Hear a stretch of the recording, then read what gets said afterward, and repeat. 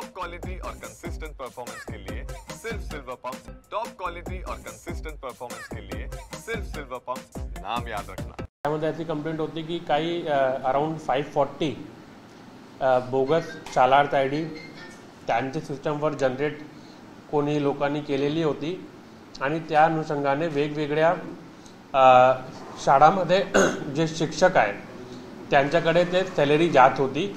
आता 2019 पासून ते चालू होतं अशी एक FIR दिलेली होती। याच्या अनुषंगाने जे MHAITच्या सर्व्हर आहेत आणि NICच्या सर्व्हर आहेत त्यांच्याकडून आम्ही माहिती घेतली की कोणी त्याचा लॉग इन केलेला होता, पण ते माहितीचं ॲनालिसिस आता चालू आहे कारण ते जे इंटरनल सर्व्हर्स आहे आणि त्यांचं ॲनालिसिस चालू आहे। याच्या व्यतिरिक्त 2 लोक जे डेप्युटी डायरेक्टर होते नरड आणि त्यांचे कनिष्ठ लिपिक सूरज नाईक त्यांना अटक केलेला आहे, त्यांना प्रोडक्शन वॉरंटवर घेतलेला आहे कारण त्यांच्या अधीनच हे सगळं काम चालू होता। यामध्ये जी प्रक्रिया आहे आम्ही तुम्हाला प्रक्रिया सांगतो। प्रक्रिया अशी आहे की जेव्हा शाळाकडून प्रपोजल येतात ते प्रपोजलला जे DDU जे आहे डेप्युटी डायरेक्टर आहेत ते त्यांना अप्रूव्हल देतात आणि त्यांची नियुक्तीचा अप्रूव्हल करतात। शाळामध्ये ज्यांनी नवीन शिक्षक घेतलेले आहेत त्यांचे अप्रूव्हल करतात। अप्रूव्हल झाल्यानंतर शालार्थचा लॉग इन त्यांच्या ऑफिसचे DDOकडे असतात। ते शालार्थ ID क्रिएट करतात। क्रिएट केल्यानंतर ते शिक्षकाला परत पाठवतात। शिक्षक शाळा जे आहे शाळा त्यांची कंप्लीट माहिती भरतात। परत जे आहे ते DDOचे जे अधीक्षक आहेत अधीक्षक पथक पे पथक त्यांच्याकडून येतात, ते त्यांना अप्रूव्हल देतात। नंतर ते शालार्थ ID ते सिस्टममध्ये ॲड होतात। हे प्रक्रिया आहे। हे सगळी प्रक्रिया डेप्युटी डायरेक्टरच्या अधीनच काम करतात आणि त्यांचं जे लॉग इन ID आणि पासवर्ड आहे ते सगळ्या त्यांच्याकडेच आहे।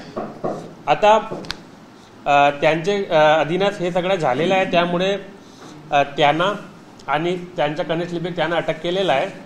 याच्या व्यतिरिक्त आम्ही यांचे जे CDR पण काढलेले आहे कोणासोबत ते बोलत होते आणि त्यांचे जे सिस्टम्स आहे त्या सिस्टम्स आणि जे पोर्टल आहे त्यांचा पण IPचं लॉग काढलेला आहे।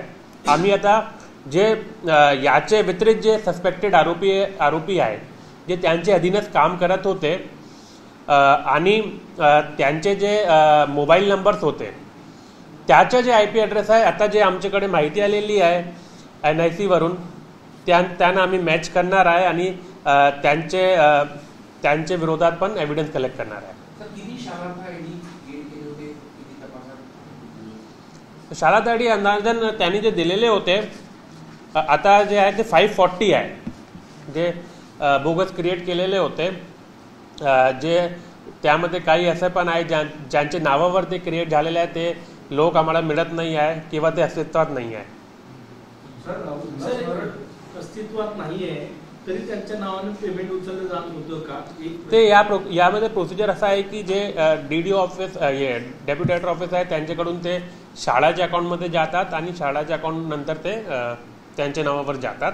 तर यामध्ये ते कोणी असं केलेलं आहे त्यांचे IP ॲड्रेस ते आम्ही व्हेरीफाय करत आहे आणि कोण यामध्ये याचे मागे जे कॉन्स्पिरसीमध्ये आहे ते पण सदर पोलीस स्टेशनमध्ये पण FIR दाखल आहे आणि ते आम्ही त्यांना पण माहिती देतो आणि आमची पण कोणकोणते जे शाळा आहे आणि शाळामध्ये कोण याचा वापर करत होता त्याची पण आम्ही टेक्निकल माहिती घेत आहे। तुम्ही म्हणाले शालार्थ ID काही लोक अस्तित्वातच नाही, तर मुळात जेव्हा शालार्थ ID क्रिएट केली त्याच्यावर पेमेंट उचलले असतील तर त्याच्यात बँक पण इन्व्हॉल्व होते, कुठल्या बँकेत गेले मग त्याचे बँकेत ट्रान्झॅक्शन्स कसे झाले सगळ्यात गोष्टी ते आम्ही व्हेरीफाय करतो आता। कारण काय आहे की आता डेप्युटी डायरेक्टर ऑफिसमध्ये काय गोंधळ झालेला आहे त्याचा आमचा तपास चालू आहे। सायबरचा असा विषय आहे की सायबरमध्ये जेव्हापर्यंत कंक्लुजिंग एव्हिडन्स मिळत नाही आम्ही त्यांच्यावर कारवाई करत नाही आहे। त्यामुळे आता यांच्या ऑफिसचे कोणते कोणते लोकांचे मोबाईल नंबरचे IP ॲड्रेसेस त्या लॉगमध्ये मिळतात त्यांच्यावर आम्ही पहिल्यांदा कारवाई करणार आहे। नंतर त्यांच्याकडून आम्ही माहिती घेतो की त्यांनी कोणासोबत ते कॉन्स्पिरसी केलेली आहे। सर तुम्ही CDR काढले, किती लोकांचे काढले आणि CDR मधून काय आणखी आरोपीचे नाव तुम्हाला? कॉल रेकॉर्ड तर आता आम्ही यांचे काढले आहे जे आरोपी आम्ही अटक केलेले आहे आणि त्यांचे जे त्यांच्या अधीनस्थचे जे क्लर्क वगैरे होते ज्यांच्याकडे हे युजर नेम पासवर्ड होता आणि ते यांच्यासोबत कधी बोलत होते, काय जे दिवसामध्ये कोणता वेळ होता बोलण्याचा, ते त्या अनुषंगाने आम्ही हे करत आहे. केव्हा लॉग इन झाला आणि केव्हा ते त्यांच्यासोबत बोलत होते. तर जर ते वेळ सेम आहे तर ते आम्ही कंक्लूड करू शकतो की त्यांनीच इन्स्ट्रक्शन दिलेले आहे. सर, प्रायमरी दृष्ट्या ही जी शालार्थ आयडी जे लॉग इन झालेला ते त्या उल्हास नरड यांच्या ऑफिसमधूनच झालेला की इतर ठिकाणाहून झालेला? नाही, ते वेगवेगळे IP ॲड्रेसेस आहे. कारण यांच्या जे लॉग इन आहे ते काही बाहेर पण होऊ शकतात. त्यांच्याकडे हे पाहिजे, युजर नेम पासवर्ड पाहिजे. त्यांचं काही इंटरनल हे नाही आहे, नेटवर्क नाही आहे. ओपन नेटवर्कवर ते ओपन होतात, पण त्यांचं युजर नेम आणि पासवर्ड आहे जे सिक्युअर्ड आहे ते त्यांच्याकडे आहे. त्यांनी गैरवापर करण्यासाठी लोकांना दिलेला आहे, ते बाहेर करतात. त्यांनी हे रोखला पाहिजे होता. सर, त्याच्या तक्रारीची बाब आहे की माझा पासवर्ड चोरीला गेलेला आहे.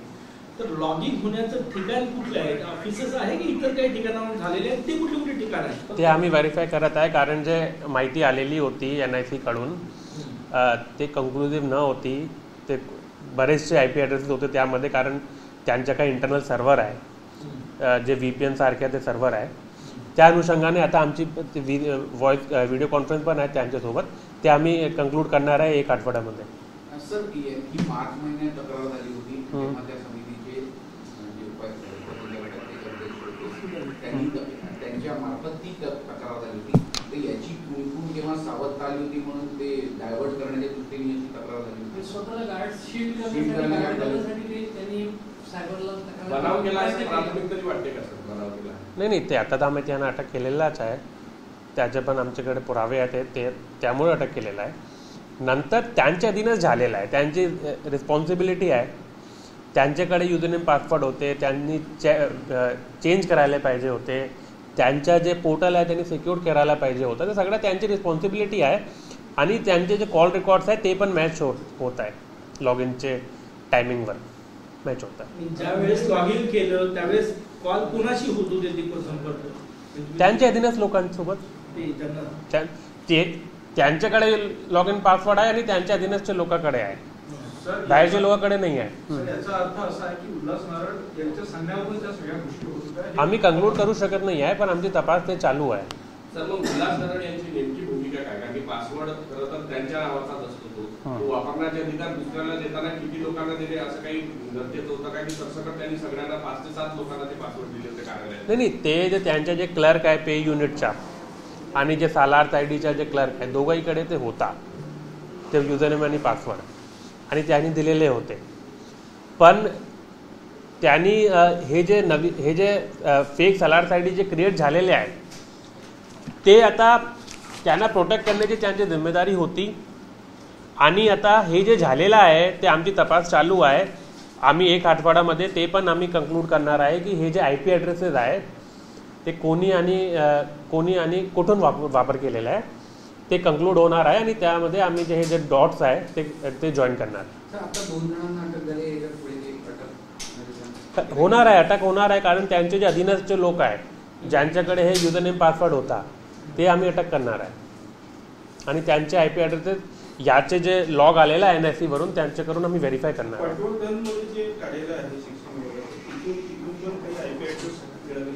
कोणतं कार्यालय? नाही, हे सगळं NICच्या सर्व्हरवर होता. आणि आता काय प्रॉब्लेम आहे, NICचे सर्व्हर पण VPNवर आधारित आहे. तर ते डायनेमिक IP क्रिएट करतात. त्या अनुषंगाने आम्हाला जे डिले झालेला आहे ते त्यामुळे झालेला आहे. ते कंक्लुसिव्ह IP त्यांनी दिलेला नाही, आम्ही त्यांच्याकडून आता घेत आहे. त्या दोघांना अजून किती दिवस चौकशी करणार? आता त्यांची आम्ही PCR घेतो. 2 दिवसात PCR हां, 2 दिवसात आम्ही एक्सटेंड करतो. सर, 543 चा आपण उल्लेख केलेला आहे. 543 मध्ये कुठली बनावट चालत आहे? सगळेच्या सगळे 543 ही बनावट आहे? नाही, यामध्ये काय आहे की 540 मध्ये ज्यांच्या नावावर ते आहे त्यांना आम्ही शोधतो आहे. पण त्यामध्ये काही असं पण आहे जे बनावट आहे. ते नाही म्हणजे अस्तित्वात नाही आहे. हां, सगळे बनावट आहे पण लोक अस्तित्वात नाही आहे. ते आता सगळं व्हेरीफाय झालेला नाही आहे. काय व्हेरीफाय? फक्त तो व्यक्ती अस्तित्वात नाही की ती शाळा संस्था सगळंच अस्तित्वात नाहीये ते आम्ही व्हेरीफाय करतोय. पण व्यक्ती अस्तित्वात नाही आहे ते तसे पण काही लोक आहेत. म्हणजे याची व्याप्ती संख्या- फक्त शिक्षक क्षेत्रावर मर्यादित न राहता अनेक विविध क्षेत्रामध्ये पण जाऊ शकते. आणि जसं मी म्हटलं की समजा पेमेंट उचलल्या जात असतील तर मग ते बँक झालं, मग तिथे आयडी प्रूफ कसे, या सगळ्याच गोष्टी येतात. याच्यामध्ये मोठी साखळी असू शकते, होऊ शकतात. आता ते दिसत पण आहे. एक आठवड्यामध्ये सगळे क्लिअर होऊन जाणार आहे, कारण आता आमची NSE सोबत पण ऑनलाईन VC आहे आणि ते कोणते IP ॲड्रेस होते, कारण त्यांचं डायनेमिक सर्व्हर आहे. आम्ही त्यांच्याकडून घेतो आता कोणते IP होते आणि ते कंक्लूड करणार आहे.